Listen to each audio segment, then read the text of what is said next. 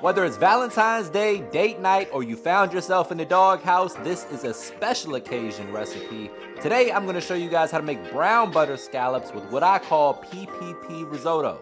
Meet me in the kitchen, let's make it happen. All right, people, first things first, when it comes to risotto, it's all about the stock. So we're gonna add tons of flavor to our store-bought stock. If you have the time to make a homemade stock, that's cool. But if you don't, this recipe is a cheat code.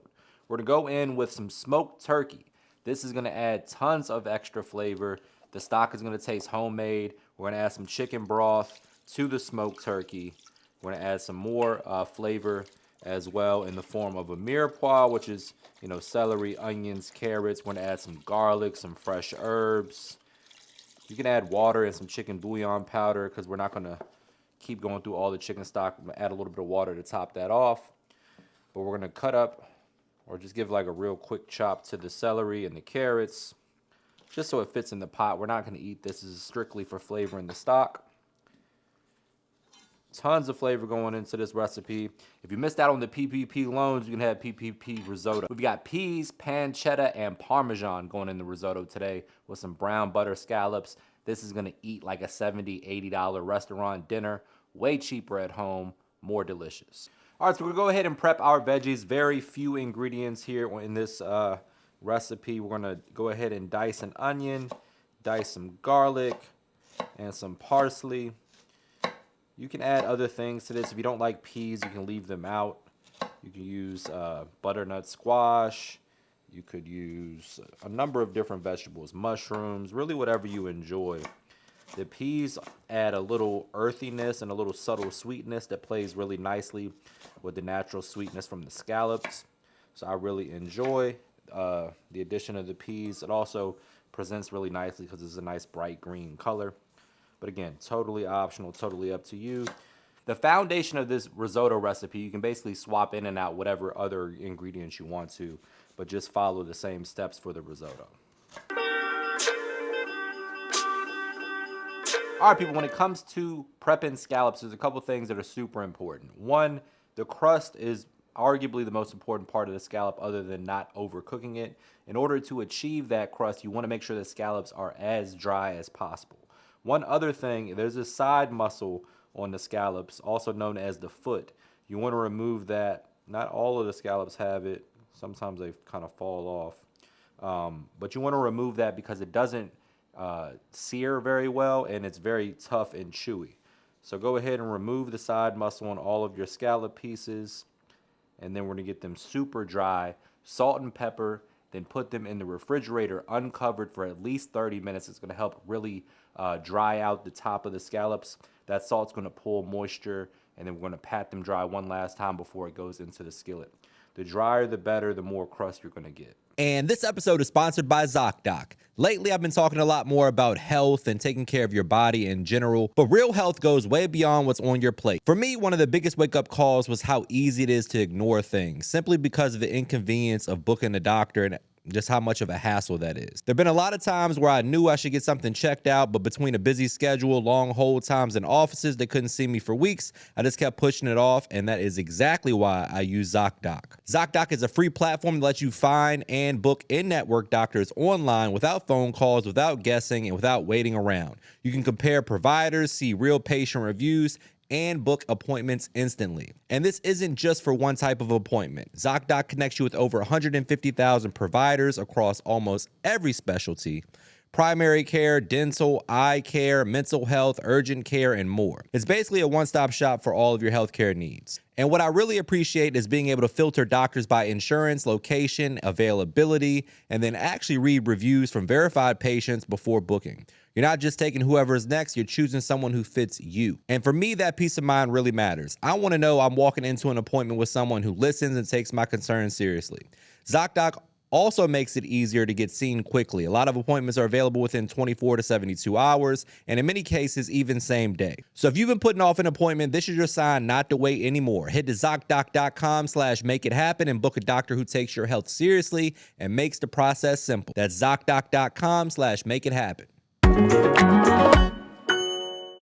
Now, my friends, it's time for the risotto. We're gonna get the party started over medium heat, going with a little olive oil. just about a tablespoon, and then we're gonna go in with our pancetta. If you haven't cooked with pancetta, it's basically bacon's fancy cousin, like the one that grew up with the good parents and had money.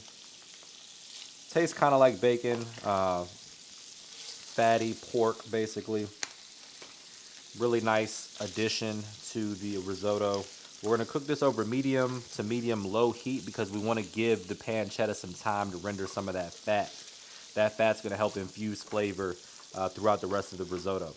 So just take your time on this medium to medium low heat. Let that pancetta render some fat. You'll notice it because you'll start to see it pool up at the bottom of the skillet. Once that happens, we're going in with the onions, the garlic, and then give that a second to toast. Then we're gonna add the arborio rice and let that toast for a minute or two, deglaze with the wine, and then start going in with our stock that we made. That's absolutely delicious.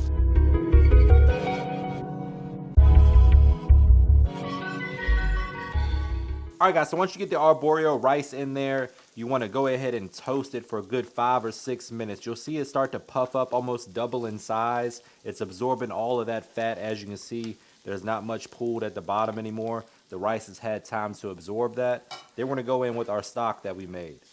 I like to start with a couple ladles, and then you're just going to be patient. We're going to work this over medium heat and just constantly stir that. Allow the rice to slowly absorb the flavors from that stock. And we're just gonna do this for a good 20 to 25 minutes until the rice gets nice and tender. Close to the point in which the rice gets tender, probably 15 minutes in, we'll go ahead and add in our peas. You don't wanna add them too early because they'll start to turn to mush. All right, guys, so I'd say we're about halfway through here, working over medium to medium high heat at this point. We're gonna ladle the stock in 1 ladle at a time, which is about 2 ounces, 2 to 3 ounces at a time.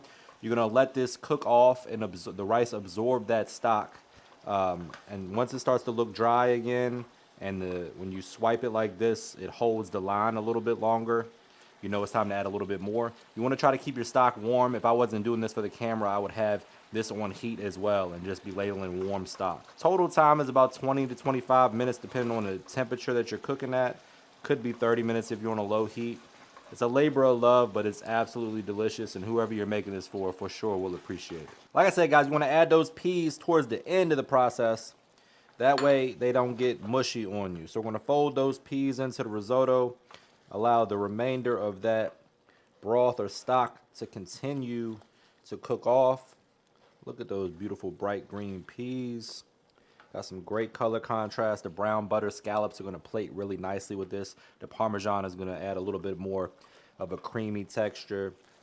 And it's going to add a little bit more like a whiter color or hue on the risotto as well from all the cheese. But that's about all the peas we need right there. I'm going to fold this in and then start to work in the cheese towards the end to finish. Taste as you go, adjust the flavor to your preference. Quick reminder, guys, this recipe and all of my recipes can be found at MrMakeItHappen.com.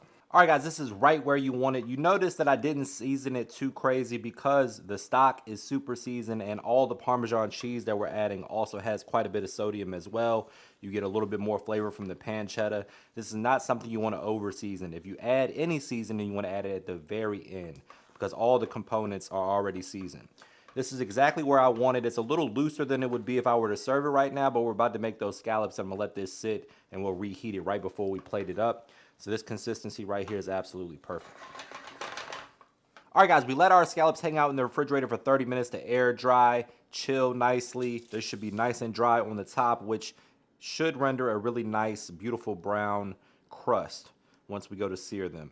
Got a little avocado oil in a hot skillet. I'm getting it nice and smoking hot. Then we're gonna add the scallops. You wanna cook them about 90 seconds per side, or at least on the first side, you wanna develop that crust 90 seconds to 2 minutes, much shorter on the second side after the flip.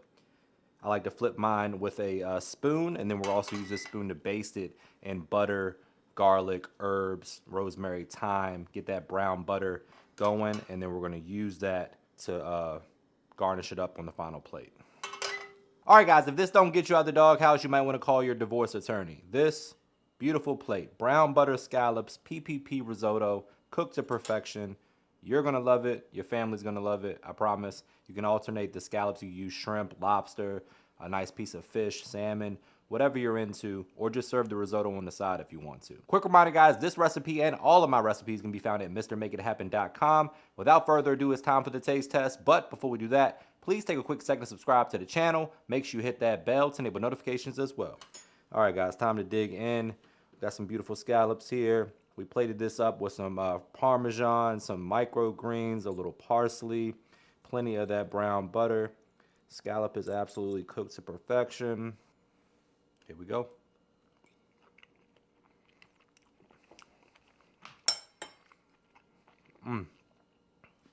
Every component in this dish plays a role.